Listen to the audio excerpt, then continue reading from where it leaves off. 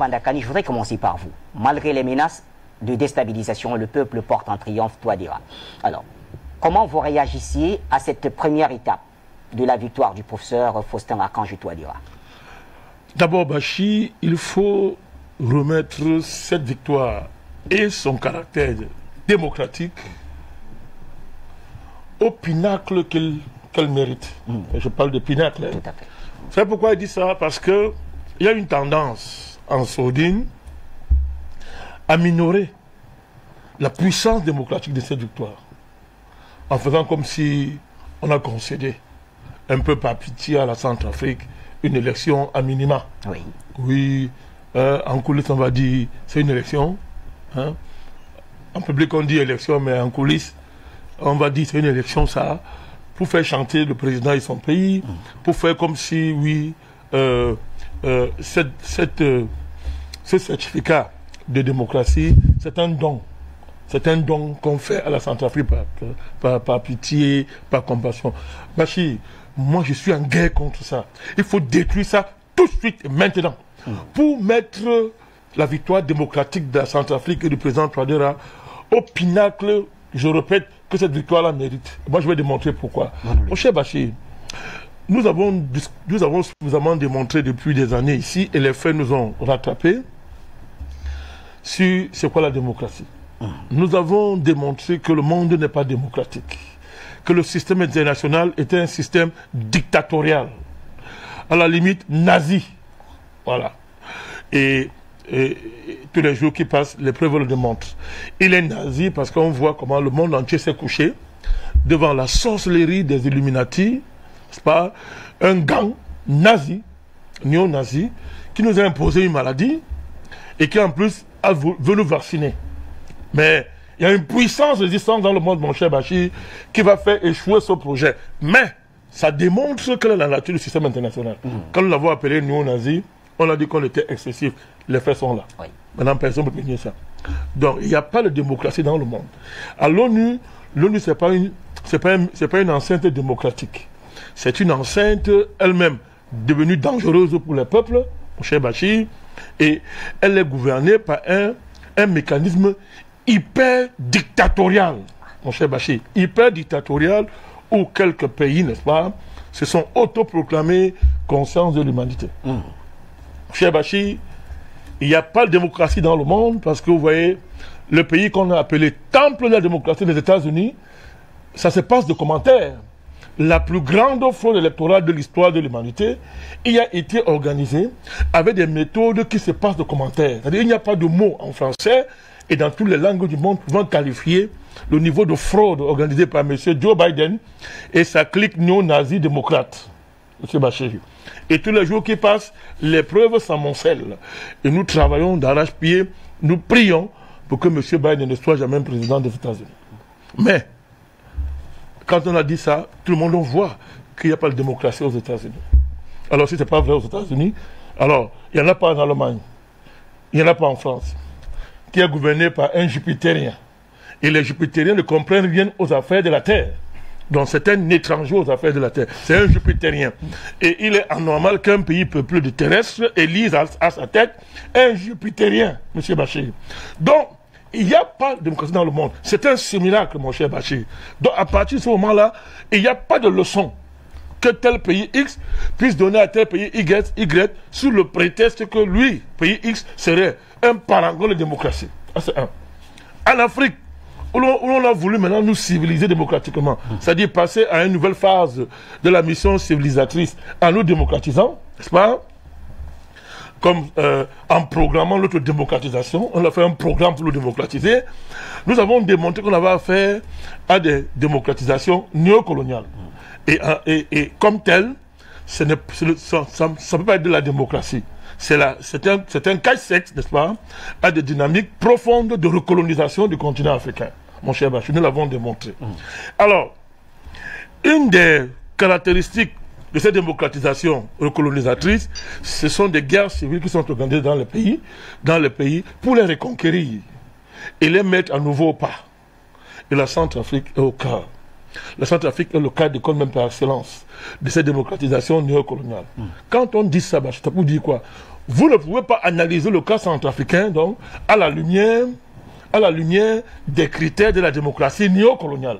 C'est-à-dire comme ça court dans le continent, où ce sont les taux de participation d'un certain niveau qui déterminent, c'est la participation, soi-disant, de ce qu'on a nommé opposition, n'est-ce pas, et sa satisfaction à l'issue d'un scrutin qui détermine que oui, ça a été démocratique, quand les opposants sont contents, et quand Paris, l'Union européenne et Washington signent un certificat pour dire que bon, ça s'est bien passé.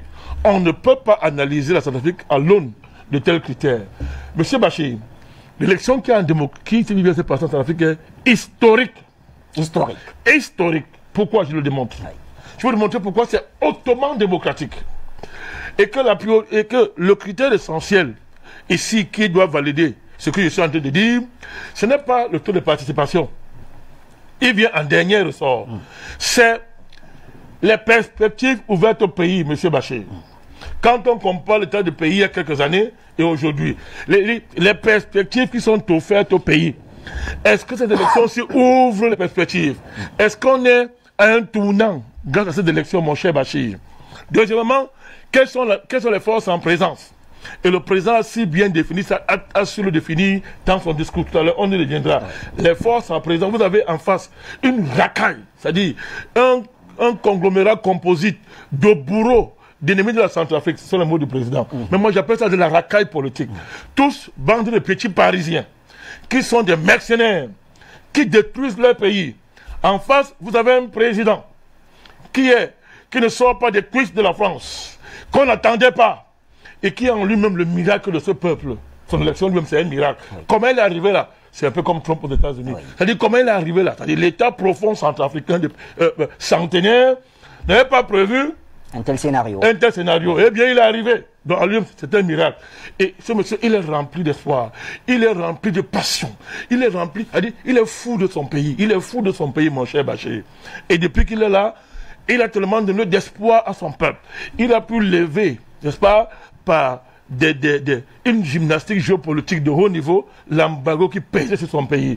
Il a signé un partenariat, oh mon Dieu, qui ouvre les perspectives de la sécurité à son peuple, avec la présence russe sur le sol, sur le territoire.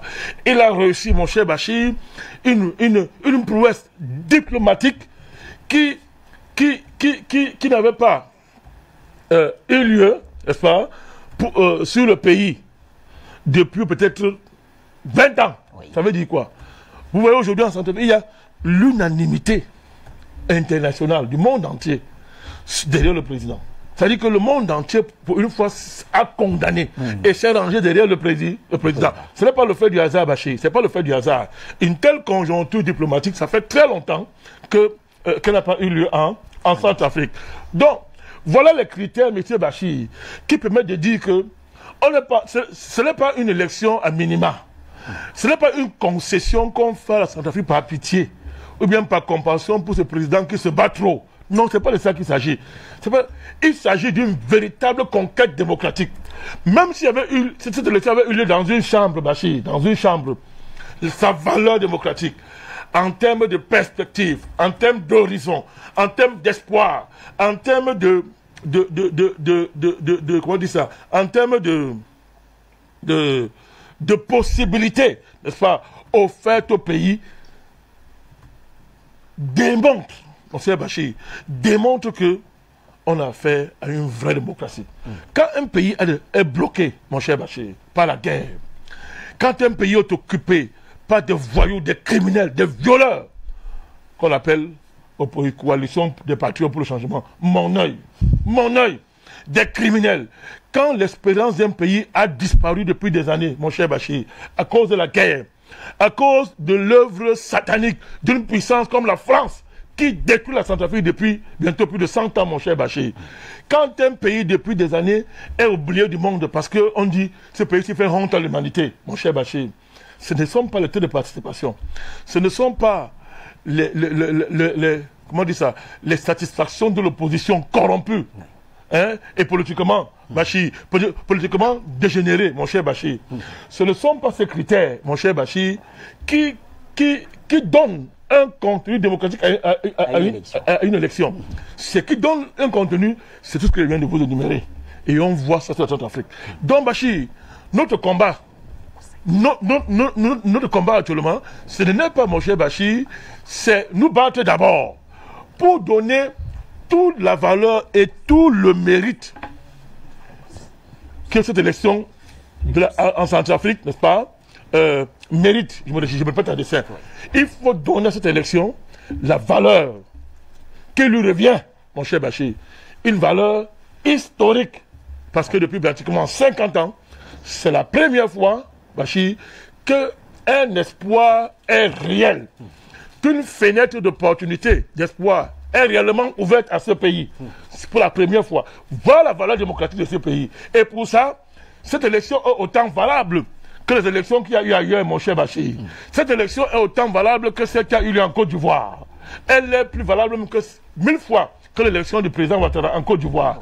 Elle est plus valable que les élections qu'il y a eu en Libye et qui ont permis à la communauté internationale de parader avec un certain M. Sarraj, soit disant qu'il avait été élu et reconnu. Elle est valable que celle qui est lieu au Niger.